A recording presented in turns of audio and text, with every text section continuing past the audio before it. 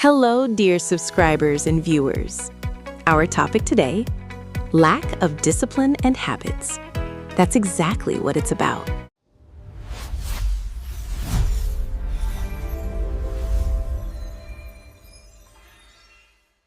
Most people explain the problems in their lives by pointing to external factors. There's not enough time, there are no opportunities, the conditions are not right. But often, the real reason is something else, something you cannot see. It lives inside your daily decisions. The lack of discipline and habits is a slow but powerful force. And what makes it even more dangerous is this. It doesn't appear suddenly.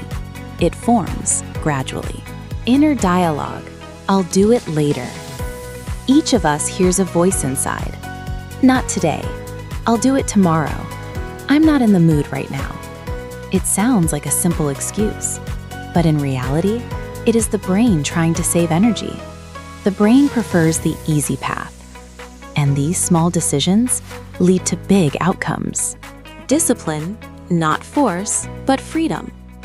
Many people misunderstand discipline. They think discipline means forcing yourself, but in reality, discipline is freedom because it removes the need to make decisions every day. You have already decided, and that is a powerful relief. The neuroscience of habits. Habits are not just actions, they are pathways in your brain. Every time you repeat something, that pathway becomes stronger, and over time, you begin to act without thinking. This is why bad habits and good habits are both powerful. Procrastination, hidden fear. Procrastination is not laziness. Often it is fear. Fear of failure, fear of not being perfect. And as a result, you don't start at all, because not starting feels safer than failing. Dopamine and instant gratification. In the modern world, focus has become harder than ever. Phones, social media, short videos, they provide instant gratification, and the brain adapts to it. As a result, important but slow tasks start to feel boring. Environment, the hidden force.